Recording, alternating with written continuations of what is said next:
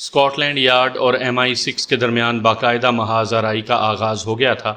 Scott land yard بضد تھی کہ ایڈنبرا، گلاسکو اور مانچسٹر کی 3 الگ الگ الیکٹریکل پارٹس تیار کرنے والی فرموں سے بڑی ہوشیاری کے ساتھ ایسے آلات کی خریداری کی گئی ہے جو ایٹمی اسلحے کی تیاری میں استعمال ہو سکتے ہیں۔ سوال یہ پیدا ہوتا تھا کہ انہیں زمین کھا گئی یا آسمان نگل گیا۔ عراقی ایئر لائن کے جس پرواز پر یہ سامان لے جانے کا عندیہ ظاہر کیا گیا تھا، اس میں کوئی بھی سامان چیک ان ہونے سے پہلے جس سائفر مشین سے گزارا جاتا ہے، اس پر برطانوی سیکیورٹی کا کنٹرول تھا، سوائے ان مسافروں کے جو اپنے عزیز و اقربا کو چھوڑنے آئے تھے اور جن کے ہاتھوں میں معمولی قسم کے ہینڈ بیگ تھے۔ ان کا سامان اس لیے چیک نہیں ہوا تھا کہ انہیں صرف لاؤنج میں جانا تھا، جہاز میں سوار نہیں ہونا تھا۔ کہیں ان رخصت کرنے والوں میں سے کوئی شخص وہ سامان اندر تو نہیں لے گیا؟ کیپٹن فلپ، جس کے ذمہ یہ آپریشن تھا، اس نے اپنا عندیہ ظاہر کیا۔ اگر ایسا ہوا بھی ہے تو کچھ نہیں کر سکتے۔ برطانوی قوانین کی روح سے ہم کسی کی پرائیویسی کو ڈسٹرب نہیں کر سکتے۔ یہاں آنے والے ہر شخص کو الگ تلاشی دینے کا حکم دیا جاتا تو اب تک حکومت پر کروڑوں پاؤنڈ ہرجانہ ادا کرنے کے کیس بن چکے ہوتے۔ جناب والا، ہم صرف اس پرواز کے مسافروں کو چیک کر سکتے تھے، اور وہ بھی ہم نے خلاف معمول کیا۔ اپنی مشین سے الگ سے ان کا جائزہ لیا۔ کوئی سامان سائفر مشین سے گزرے بغیر جہاز میں چیک ان نہیں ہوا، اس کے ماتحت نے جواب دیا۔ بہرحال یہ تو آنے والا وقت ہی بتائے گا۔ اسکاٹ لینڈ یارڈ کے نمائندے نے طنز کی کہ کون غلط تھا اور کون صحیح۔ ہم سوائے آپس کی بحث کے اور کچھ نہیں کر سکتے۔ یہ لوگ ایک خصوصی سیکیورٹی میٹنگ میں موجود تھے جس کا اہتمام برطانوی وزارت دفاع نے کیا تھا۔ 8-10 روز تک یہ بحث جاری رہی۔ جو دعویٰ اسکاٹ لینڈ یارڈ کا تھا وہ برطانوی ملٹری انٹیلیجنس کے لیے قابل قبول نہیں تھا۔ معاصرانہ چپکلش یوں تو پیشہ ور اداروں کے درمیان موجود رہتی ہے، لیکن برطانوی حکومتی ادارے اس سے قدرے محفوظ تھے۔ اس کی وجہ ان کا ڈسپلن سے متعلق مخصوص رویہ تھا۔ یہ شاید پہلا سنگین نوعیت کا واقعہ تھا۔ 15 روز بعد اس قصے کو CIA نے نمٹا دیا۔ CIA کی طرف سے باقاعدہ برطانوی حکومت کو مطلع کر دیا گیا کہ عراق نے لندن سے سمگل شدہ سامان کی مدد سے انتہائی خطرناک توپ بنانے میں کامیابی حاصل کر لی ہے۔ اس توپ کے ذریعے عراقی حکومت اپنے ہمسایوں خصوصاً اسرائیل کے لیے مستقل خطرہ بن گئی ہے۔ یہ انتہائی اہم خبر CIA کے اس سیٹلائٹ نے حاصل کی تھی جو عراق کے سر پر مسلط تھا اور جس کی یہ خصوصی ڈیوٹی تھی کہ وہ مسلمان ممالک کی دفاعی تنصیبات پر مستقل نظر رکھے۔ برطانوی حکومت کے لیے یہ بات باعث ندامت تھی کہ اطلاع موصول ہونے کے باوجود وہ لوگ اس سمگلنگ کو روک نہ سکے۔ موساد اور CIA کی مشترکہ مساعی نے یہ بات بھی بعد میں ثابت کر دی کہ جس پرواز کو خصوصاً انٹیلیجنس نے چیک کیا تھا اسی کے ذریعے یہ سامان بغداد پہنچایا گیا۔ اس واقعے کے بعد برطانوی حکومت نے عراقی ایئر لائن کو مستقل ریڈ لائن کر دیا۔ اب عراقی ایئر لائن سے دشمن ایئر لائن کا برتاؤ ہونے لگا تھا اور برطانوی حکومت اپنے تمام اصول اور آدرش بالائے طاق رکھ کر عراقی ایئر لائن کو ہراساں کرنے کے لیے ہر ممکن قدم اٹھا رہی تھی۔ انہوں نے عراقی ایئر لائن کو مجبور کر دیا کہ وہ لندن کی طرف اپنی معمول کی پروازوں کی تعداد معمول سے آدھی کر دے۔ ابو احمد ان کے لیے ایک لاحل مسئلہ بن گیا تھا، ایک اصرار، ایک مستقل درد سر، کیونکہ برطانوی جانتے تھے کہ اب موساد ان کی جان کو آ جائے گی اور ابو احمد کے چکر میں اپنے کئی مذموم مقاصد پورے کر لے گی، جبکہ برطانوی حکومت CIA کے ساتھ ایک معاہدے کے مطابق اسرائیل سے تعاون کی پابند تھی۔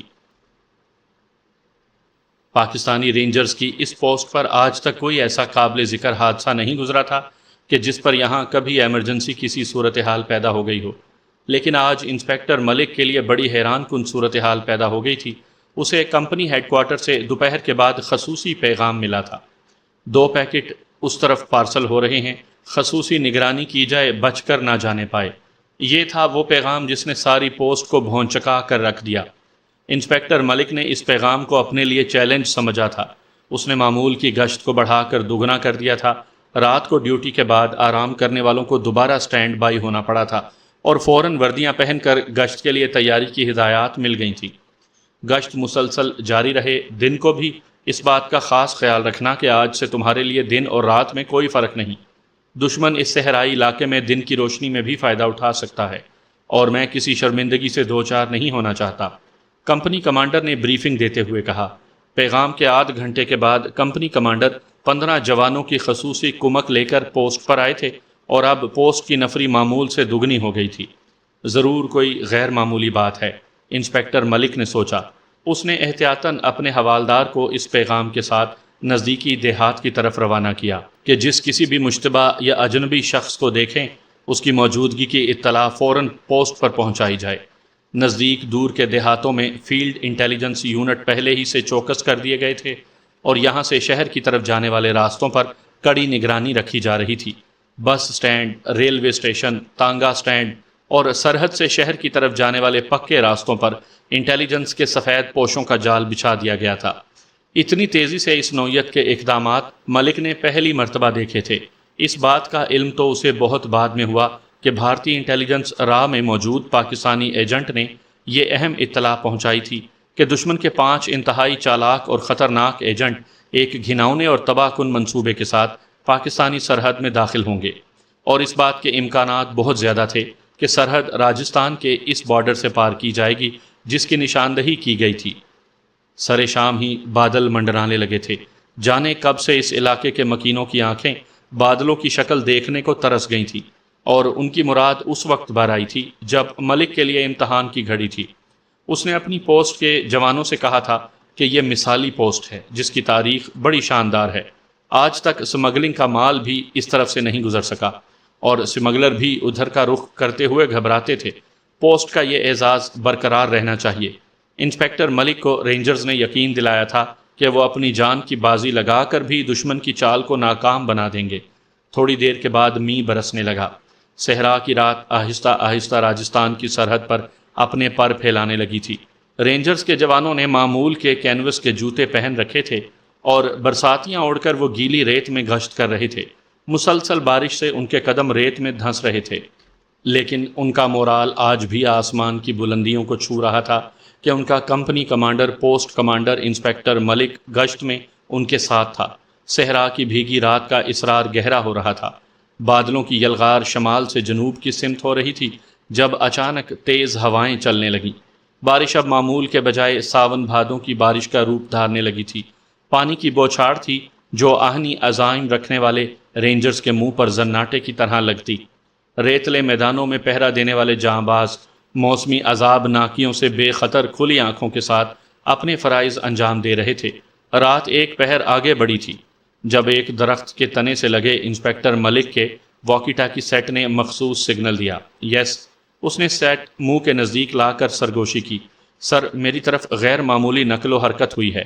سپاہی کرمداد نے تازہ قدموں کے نشانات دیکھے ہیں۔ حوالدار مہربان خان اس سے مخاطب تھا۔ شاباش، قدموں کا تعاقب کرو، ہوشیاری سے، میں عقب سے آتا ہوں۔ اب سیٹ پر صرف سگنل دینا ہے، بات نہیں کرنی۔ انسپکٹر ملک نے ہدایات دے کر سیٹ آف کر دیا۔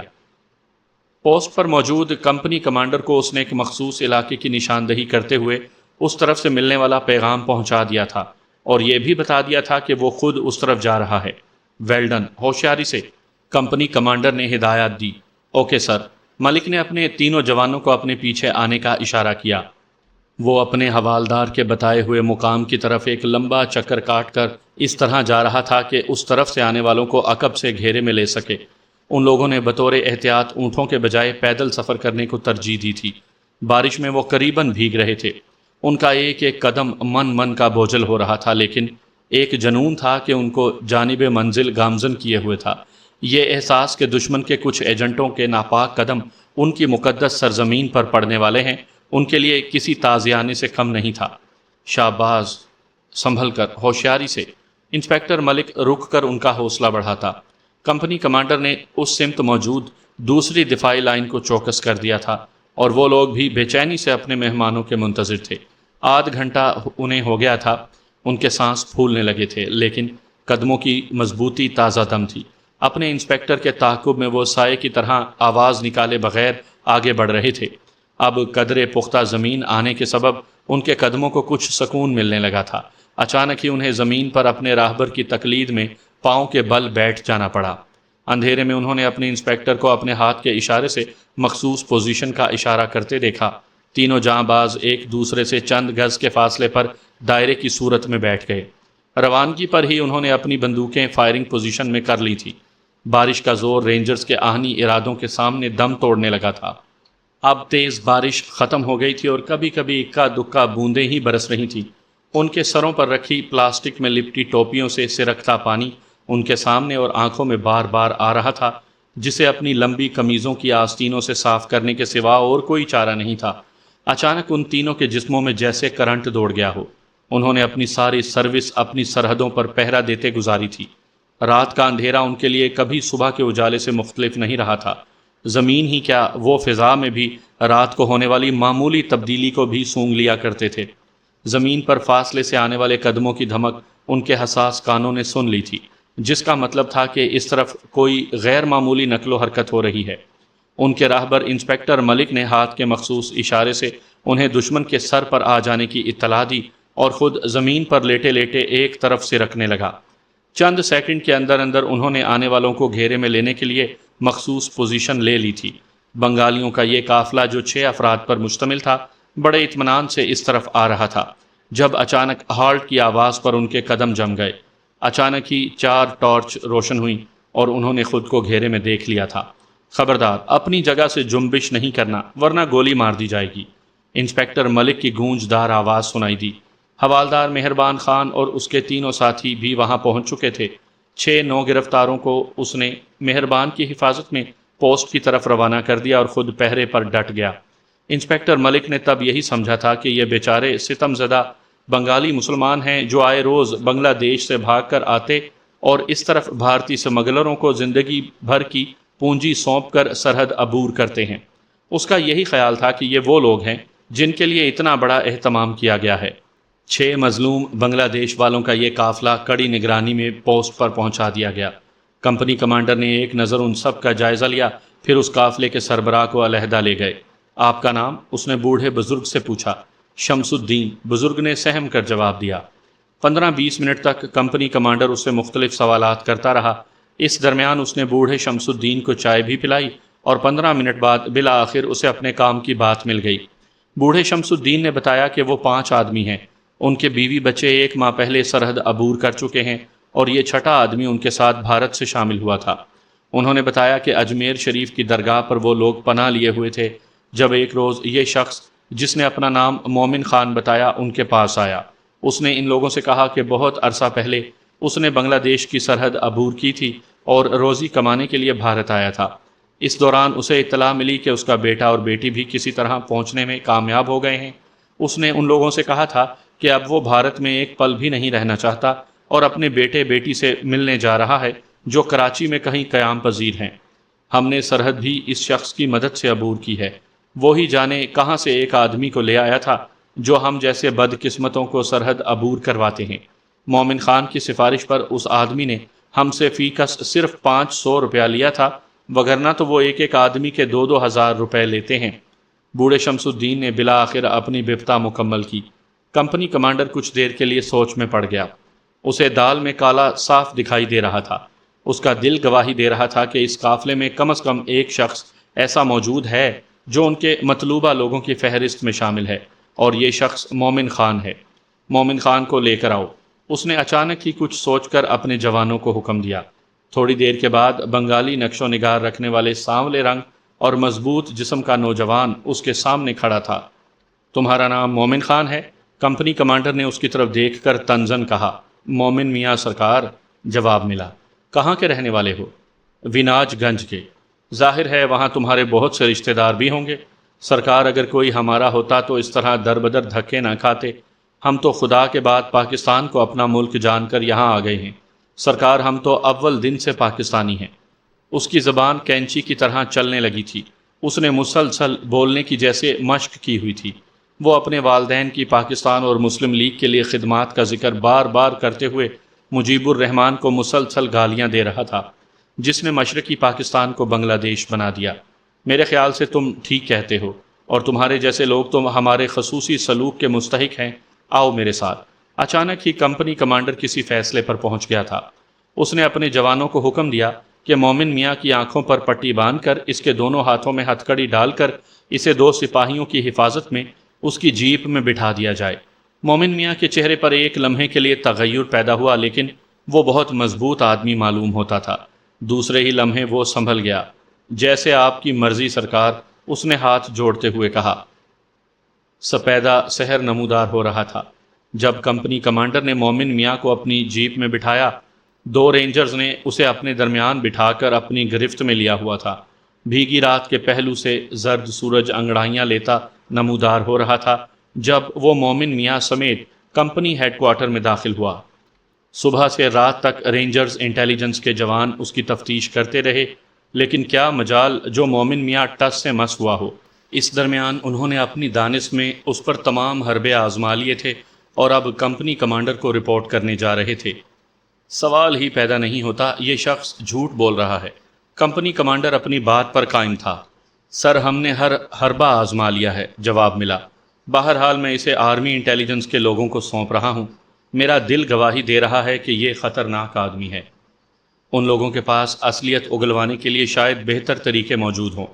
یہ کہتے ہوئے کمپنی کمانڈر نے مقامی انٹیلیجنس یونٹ کے میجر صاحب سے رابطہ قائم کیا۔ شام ڈھل رہی تھی جب مومن میاں کو آرمی انٹیلیجنس کے فیلڈ یونٹ کے سپرد کیا گیا اور صبح ڈھلنے سے پہلے اس نے اپنی اصلیت بیان کر دی۔ اس کا نام شام کمار تھا اور وہ بھارتی انٹیلیجنس را کا تربیت یافتہ ایجنٹ تھا جو اس سے پہلے دنیا کے بیشتر ممالک میں جاسوسی کارروائیاں اور کئی کامیاب آپریشن کر چکا تھا۔ شام کمار نے بتایا کہ اس کے ساتھیوں کی تعداد 5 ہے۔ اس سے پہلے ان کے 5 ساتھی جن میں 3 عورتیں اور 2 مرد شامل ہیں اسی طرح مظلومیت کا روپ دھار کر اور دوسرے طریقوں سے پاکستان میں داخل ہو چکے ہیں۔ آج رات بھی پاکستان کی مختلف سرحدوں سے ان 5 آدمیوں نے سرحد عبور کی تھی۔ یہ اس کی بدقسمتی ہے کہ وہ پکڑا گیا۔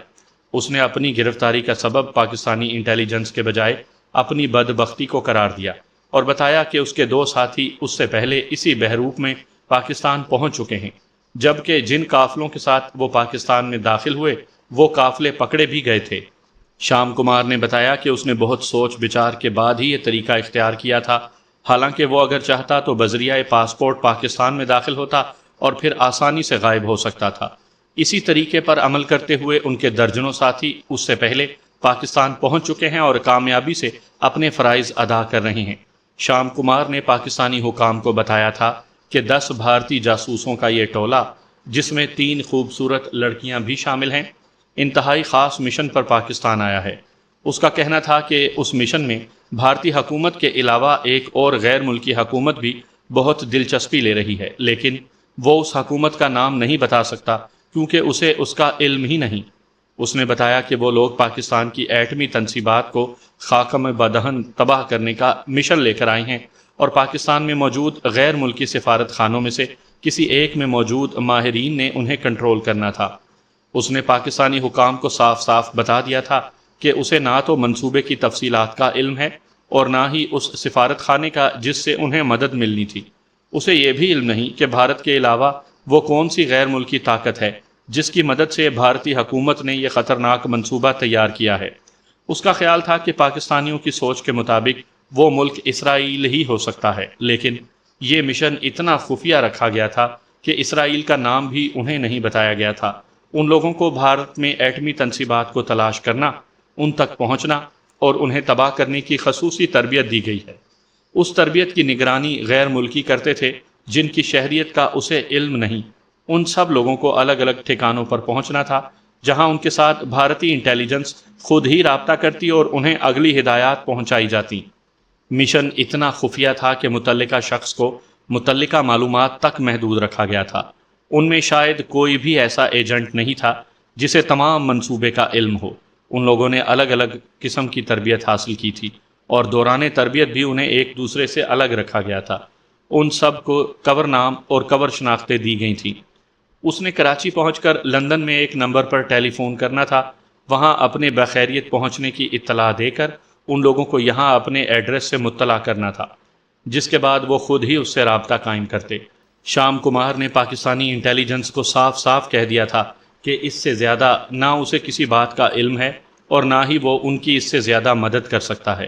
اس نے کہا تھا کہ اگر اس کے جسم کا بند بھی الگ کر دیا جائے تب بھی ان لوگوں کو اتنی ہی معلومات حاصل ہوں گی۔ اول تو آپ لوگوں کو میرا شکر گزار ہونا چاہیے کہ میں نے بغیر کسی تکلیف میں ڈالے آپ کو اپنے حصے کی تمام معلومات منتقل کر دی ہیں۔